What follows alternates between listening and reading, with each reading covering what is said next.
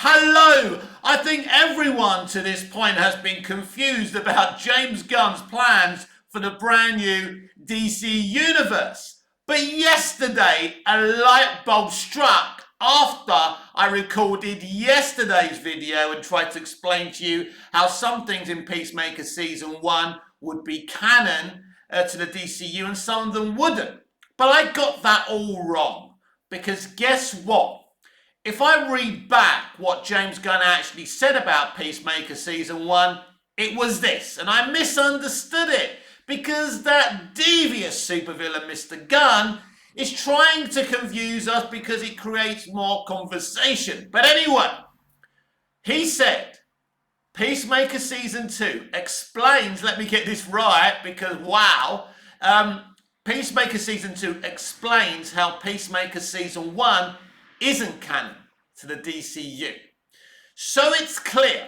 Let me try. I think I've finally worked out what he's doing. Number one, DC Universe is absolutely a full reboot. But, as we know, and this is what he also said the other day, nothing is canon till Creature Commandos and Superman Legacy. Anything before that isn't canon. What this basically means, I'm quite excited because I finally get it, and I should have got it a long time ago because he's been putting breadcrumbs out there. So basically, he'll use John Cena and a lot of his Suicide Squad actors as well. But nothing their characters did prior to Creature Commandos and Superman Legacy is canon. So in all intents and purposes, he can use Gal Gadot as Wonder Woman, Margot Robbie as Harley Quinn, John Cena as Peacemaker, but anything they did prior to Creature Commandos and Superman Legacy doesn't count as canon. Do you get it? So, as I say, in all intents and purposes, it is pretty much a full reboot, but he will use some of the same actors in the same roles. He will use some of the same actors in different roles. He hinted about this towards Henry Cavill as well. So, if this is the way he's playing it, because what he is doing, he's jumping off the Flash movie. Barry rebooted the entire universe after he broke the entire multiverse. So that means things have changed. It's an excuse to recast Superman and Batman. It looks like he's not going to recast Wonder Woman at this point, but I think that situation is a wire on a string. I think that situation could change at any goddamn time. I'm not too sure if they're that into Gal Gadot as Wonder Woman. We'll have to wait and see on that one. But basically the scenario is that he can use the same actors in the same roles wherever he wants to, but say whatever their characters did in the DCEU doesn't count. So basically, to explain it to you in a more simpler way, the DCEU is not, anything that happened within the DCEU isn't canon in the DCU. Basically, the DCU is a rebooted DCEU. So you can watch those DCEU movies, watch the Flash movie, then Barry does what he does, he reboots the universe, then we become DC Universe. Now, I even think I actually understand the ending of the Flash movie with George Clooney. Ezra's Barry Allen is in another universe, not DC Universe. George Clooney is not the DCU Batman. I think that's damn obvious anyway. But basically, he's trapped Ezra Miller's Barry Allen in another universe, which means, you know, he can't be part of the DCU. Now, he could bring Ezra back, right? And he could be another Barry Allen. Do you get it? So he'd be Barry Allen, but not the Barry Allen from the DCEU. He wouldn't have his history. So I think if the Flash movie would have been successful, that could have been a thing. There's a big question mark. We don't know if Ezra Miller will be used. I don't think James has got any intentions of using Ezra Miller again, and I think that would be a sensible decision. So, and I spoke yesterday about maybe implementing a Kid Flash and giving Barry Allen a break. You could use Ezra Miller sparingly if they really want to do that. It wouldn't be a good idea. the best thing is, for this brand new universe, it looks like a fully rebooted universe with some of the same actors who are not canon to DC Universe. Those characters, those stories, Wonder Woman 2017, the first Wonder Woman, Batman vs Superman, are not canon to DC Universe. So anyone they use playing those same characters, basically everyone gets a fresh start. I think if you want to look at it that way, everyone gets a fresh start. Now, we discussed this also yesterday, because it's a rebooted universe with some of the same actors. What does this mean for people like Rick Flag, aka the fabulous Joe Kinnaman, who I was devastated that we lost from the DCEU? Well, it's possible he's not dead anymore, that he's alive, because this is what I mean. But there's two scenarios here. Either Rick Flag, aka Joe Kinnaman, isn't dead anymore, or basically, you know, he can basically use Rick Flag Sr. to have a revenge story against Peacemaker, that he may do that. But consider it, we've already discussed for the past 6 minutes that this is a full reboot, apart from using the same actors whose stories are not canon anymore. I think it's pretty clear to say that Rick Flag is no longer dead. Now, I could end up being wrong about this, because James Gunn, you know, look, James Gunn has a plan. I believe James Gunn has a plan now, definitely. And it is a full reboot. And he hasn't come out and said it's a full reboot. But when someone says nothing is canon until Superman Legacy and Creature Commandos, then nothing is canon. It means it's a full reboot. And he's also said he's going to explain in Peacemaker Season 2 how Season 1 isn't canon. So it's pretty obvious that anything that happened before Creature Commandos, which is the first DCU project that's going to come out, isn't canon. So as I said on the top of the show, in all intents and purposes, this is an absolute reboot. A full reboot, apart from using some same actors in the same roles, right? So you can say, well, make it still... No, because nothing counts from the DCEU. That pretty much says that it's a full reboot. But he's cast John Cena as Peacemaker. He wants to keep him as Peacemaker. He's determined to make a Peacemaker Season 2. Now, me personally, I would have left Peacemaker at that and just forgot about him in terms of the DC Universe. But clearly, he has a plan for Peacemaker. I love John Cena in the role. I don't have a problem with it.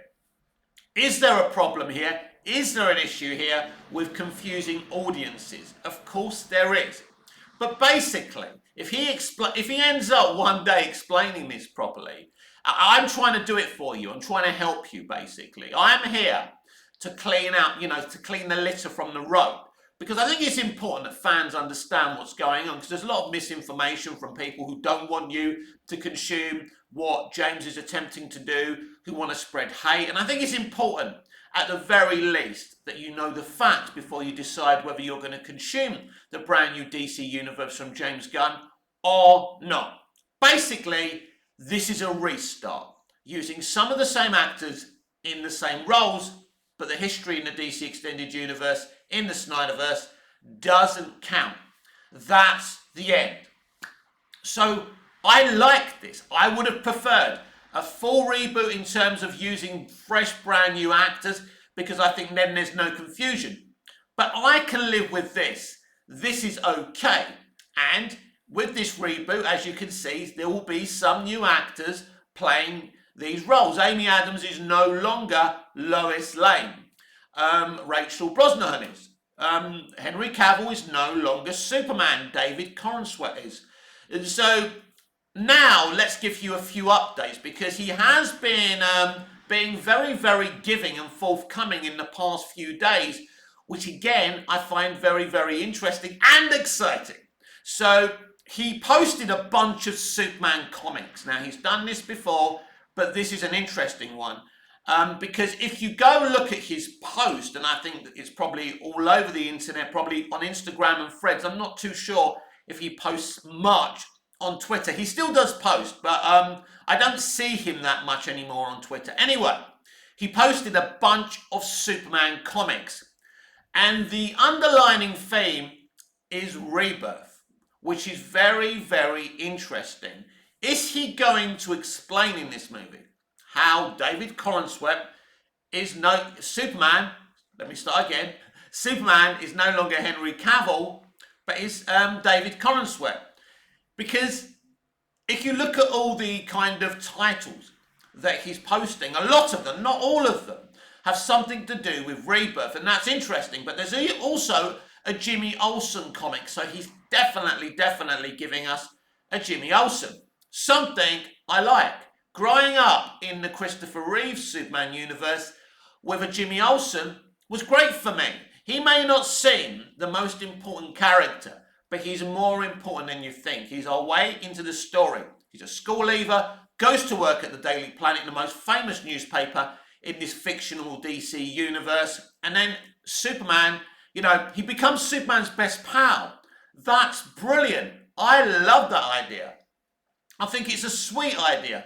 I think it's a joyous idea. And I also think kids will latch on to that idea. Imagine being a school leaver, going to work for the biggest, newspaper in the world and ending up being, the greatest superhero's best pal. It's pretty awesome, isn't it? It's pretty exciting. But there's also another rumor that's come out about Superman Legacy. Apparently, part of the plot is set in Superman being involved in a battle in the Middle East, in a fictional Middle Eastern country. So, do I think this is a true rumor or not? I don't think it's something that someone could have made up. It could be something that someone found out and misunderstood, but I don't think so. I think it's a realistic thing, and this kind of excites me. And I'll tell you what else pours confirmation on this. James Gunn was asked where Superman Legacy would be shot. He said most of the DC TV shows and movies would be shot in London. But then he said that Superman Legacy would have a global location shoot all over the world, and their home would be Atlanta. So very, very interesting. So Superman Legacy sounds like a huge movie. And if you're shooting all over the world, it's an expensive movie. They're spending money on this movie. I'd love to find out if the budget for Superman Legacy ends up being anywhere near the budget for Man of Steel. Man of Steel must have been, I think, a near on 300 million budgeted movie, or at least 200 to nearly 250 million, because that movie was expensive, and you can tell that movie was expensive because it looks tremendous, and you don't make a movie look that tremendous unless you spend a hell of a lot of money on it. I think that Superman Legacy may be slightly cheaper to make than Man of Steel. We'll have to wait and see. But Superman Returns cost around 250 million. That's a lot of money. And you think about Superman Returns, a film I like a lot. It isn't perfect by any stretch of the imagination, but I really like lots of elements of the film. And you do wonder how it costs so much money. Well, the plane sequence when he saves the plane would have been very expensive. The effect when he's lifting up New Krypton. There's lots of great VFX in this movie. There's a couple of lazy VFX shots in Superman Returns, but there's also a lot of good stuff. Kind of see how it cost a lot of money, because the cast wouldn't have been expensive apart from Kevin Spacey. It's pretty much a cheap cast if you look at it. So yeah, I think Superman Legacy could be slightly cheaper, but I don't think, if a few people saying, oh, they don't have the money to make a big Superman blockbuster. Listen, they've got money. Look, every studio, every streamer is in trouble right now. It's not the biggest time for profitability and spending in the entertainment industry, but you have to speculate to accumulate, and they will spend at least, I don't know, 150, 200 million on this movie. It's going to be expensive, right? But James Gunn is good in bringing films in on budget. I think The Suicide Squad wasn't that expensive. What did it make? 200 million or something, so not a lot, The Suicide Squad, but it would have got its money back, basically. I think it cost around 130 million, which was it's not cheap, but it's not overly expensive. But it was a beautifully shot movie, if you ask me. And so, yeah, I think this Middle Eastern thing is actually a thing. And there's going to be some kind of war in the Middle East that he gets involved with. Now, this is an interesting thing because, they are going with, truth, justice, and the American way. But, in 2023, or not 2023, when this movie is released in 2025, hopefully, if these actors get their asses in gear and the studio gives them what they deserve, then we can really be looking at a 2025 movie and the spring 2024 shoot. Very exciting to be bringing you all the gossip from the Superman Legacy set and location shoots. As a Superman fan, this is why I launched a YouTube channel talking about mostly DC content, so we can talk Superman, so we can talk upcoming Superman stuff, and of course everything else DC, everything that interests me and interests you in this entertainment industry as well. I don't just want to lock myself off to being about DC content, but mostly we do talk about DC because most of the people who click onto this channel are interested in hearing about DC. So that's what we do, and I'm a huge DC fan, and Superman's my favourite character in fiction. So of course, we're mostly talking DC and Superman. That makes sense. And so, yeah, so I think it kind of, in 2025, you can't just have a Superman that only cares about America, that's an American hero. Clark was brought up in America. He feels American. He feels more American and human than he does Kryptonian. It's like me, I was born and bred in the UK, but my DNA is Greek Cypriot. I feel more English than I do Greek Cypriot. I live here in Cyprus. I love Cyprus. I'm proud of my Greek Cypriot heritage, but I feel British. I sound British, don't I? I think British. That's what happens when you're brought up in a certain place. But if he is involved in a Middle Eastern country conflict, that will be interesting, especially if the conflict conflicts with what America wants and America's values. This has got James Gunn written all over it. It puts Superman in a very, very difficult position.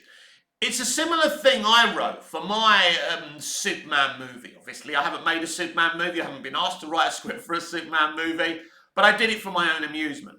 And I did a similar thing. I had a flashback to the movie where Superman is around in World War II. And basically the Allies want him to kill the Germans. They want him to assassinate Hitler. And he says, I can't kill them, just like I can't kill them. I can help both sides, help people, rescue people before they die, before they get shot. I can help, put a building back up, but I'm not going to take sides. And I think that is who Superman is. Superman loves all humanity, even the criminals. That's why mostly in his history, he doesn't kill criminals. He's a compassionate hero. And if you don't get that, and if you don't get why he wouldn't take America's side, so if he's involved in a Middle Eastern conflict in this movie, it will be interesting what James Gunn does with it. Because when you've got a character like Superman, because people say Superman's hard to write for, he's not when you understand him, when you understand who he is culturally. He's basically like me. I have Greek Cypriot DNA, like I've already said, born and bred in the UK. I'm torn between Cyprus and the UK all the time. As a kid, kids in the UK called me a foreigner. When I came over here on holiday, I was also called a Charlie boy, which is what they call Anglo-Cypriots. Guys who were born in the UK and raised in the UK, but actually have Greek Cypriot DNA. And that's where Superman is basically. Is he a Kryptonian? Is he an American? Who should he be defending? Who should he be protecting? Well, Superman wants to protect the whole world. In fact, in the comics, he's even branched out to other planets to help them as well. That's who Superman is. He's not just here for humanity or Americans. He's here for as many people as he can save.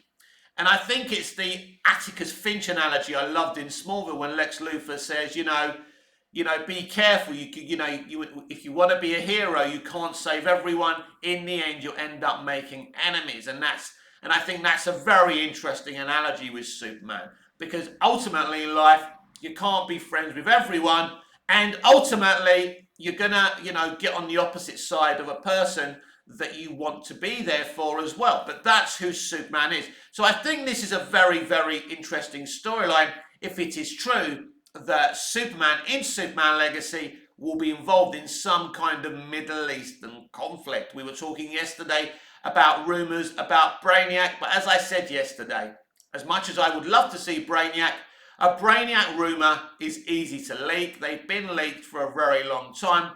So he could be there behind the scenes, right? He may be there set up for the future, even though James Gunn has said he's not really looking to make films, set-up films. I think there will be setups here and there, because ultimately he is part of a cinematic universe, so he is going to want to do some setup. But mostly this will be a film about Superman, and the more rumours I hear about Superman Legacy, the more James teases about Superman Legacy. I'm very, very excited. Now, I'm lucky that I don't actually hate any Superman movies. I love Superman the movie, Superman 2, Superman 3. Superman 4, you can find things to enjoy about bad movies. I love Superman Returns, I love Man of Steel, I love BVS, I love the Snyder Cut, I don't like Justice League, but I do like seeing Superman in Justice League. So even in Justice League, there's that post-credit scene when he's about to race the Flash. As I say, you can find joyous moments in bad movies. So I've enjoyed all my Superman media. The George Reeves show, I think it's great. I think it's beyond its time. I think it's cool. Lois and Clark, The New Adventures of Superman, Superman and Lois. It's all there. Smallville is like one of my favourite things, my favourite Superman DC adaptations of all time. The first 2 seasons of The Flash, blah, blah, blah. So I'm quite fortunate, right, that I like a lot of DC stuff, but I also love everything that's been done with Superman in live action. There's always something good in them, if they're not necessarily totally my cup of tea. I think James Gunn is an intelligent storyteller. I think it's clear from what we're hearing that James Gunn has thought very deeply about Superman and what he's going to do with him and what he's going to mean to this universe. Now, it is kind of troubling that the film has legacy in the title. Hopefully that means his legacy in what he stands for. Now, at the beginning of this announcement, I felt that maybe Superman may die at the end of this movie and the rest of the characters have to carry on his legacy.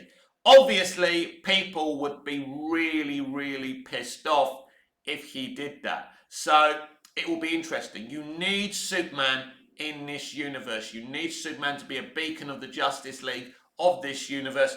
So hopefully James doesn't do that. Ultimately, I'm worrying. Hopefully, I've got nothing to worry about there. But yeah, it does sound very, very promising. It does seem like he does kind of get Superman, which I think is very, very important. Not necessarily important that you're a fan of something, but it's important you get the subject matter you write about. He's clearly been reading up on all those comics he's been teasing, which is very, very interesting for us, the fans, because really, comic books haven't been the first thing in other previous creatives' minds. I think, look, I love what Dick Donner did with Superman the movie because he kept Superman as Superman.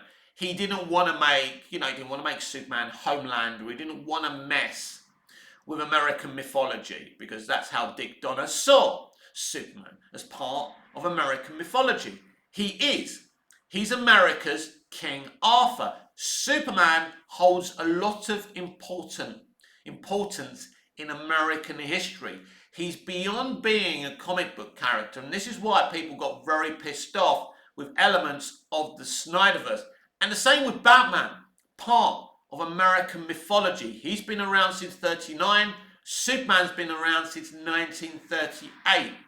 So there's some things in life that are established, pre-existing, like Superman and Batman, that you don't mess around with. What you do You take what they are and you do your thing with them. You know, Matt Reeves' The Batman was a very interesting film. It kind of did its own thing, but it honoured the noir aspect, the real noir aspect of who Batman is and the world's greatest detective.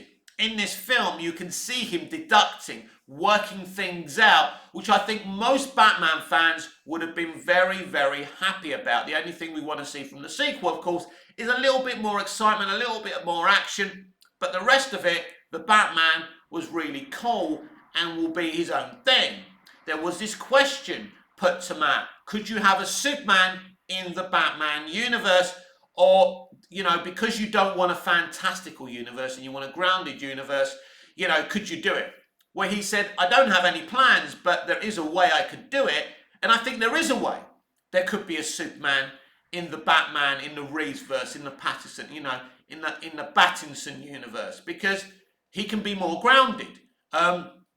You know, you don't have to have him doing certain things, but you could still have a Superman in that universe, but he would be utterly, utterly different. I would actually be fascinated if we got a Clark Kent cameo or something like that. You wouldn't even have to see him dressed as Superman. But ultimately, I think the idea of, you know, putting other people in other people's movies isn't, you know, the trend it used to be. But clearly, Superman Legacy will introduce some of James Gunn's DCU characters, and I'm very, very excited about that as well. I'm excited about the potential of what Superman Legacy can be. And I think there is potential here. We've reacted to Henry Cavill no longer being Superman. We've mourned him. We've been frustrated by the way the DCEU movies were sold, and in some aspects there was a little bit of dishonesty in the attempt to sell those movies. I haven't changed my stance on that. But now we're reaching the final DCEU movie, and probably the best DCEU movie in a few years, Aquaman and the Lost Kingdom. I'm very excited for all of you to see that. I can't wait to go back and see what kind of movie they've given everyone. I will review it. I have got an early screening. I'm very excited about that. So when I see it, as soon as I've seen it, you will get my non-spoilery reaction. And yes, that could happen at any time. I'm not sure when. So that's exciting. But I do think, potentially, if you're a DC fan and you're not just a fan of one director, and I'm not, I love Snyder, but he's not the only thing that gets me up in the morning, so to speak. I have a love for DC. I've had a love for DC ever since I saw Superman the movie as a small boy. And I'm excited we're getting a Superman movie. And I think that James Gunn, as I keep on saying, is a very good writer-director. He's a very intelligent writer-director. He knows how to play with themes. So he's not perfect, but I think he can make a really, really great Superman movie, and he has to. He has to make the best Superman movie since Superman the movie. He has to make a movie everybody loves. And I'll tell you now, this movie needs to make at least from $800 to $1 billion. That's the kind of target he has to look at. He's never made $1 billion movie, but there's a first thing. There's a first time for everything, right? But here's the thing. It doesn't affect me how much money the film makes or doesn't make. For me, the most important thing when it comes to DC or when it comes to Superman, that these DC characters are represented in the right way. Ultimately, I want to feel an emotional link for them, and I want to enjoy the content, the movies, the art they're emboldened in. I think that's the most important thing to me. Of course, I want them to be successful so we can keep on getting more DC live action, more DC animation, more DC games. I'm desperate. I'm hoping, because gaming is going to be part of this new DCU, that we finally get the Superman game we've wanted for a very long time, and it's an adaptation of Superman Legacy. James Gunn hasn't really mentioned if we'll get a Superman game or not, but I think it would be ridiculous to have a brand new franchise, a connected franchise that's boasting about being about cinema, television, streaming and gaming and not give Superman a game. So I think we will get a Superman game, part of DC Universe, and I couldn't be more excited about the future right now.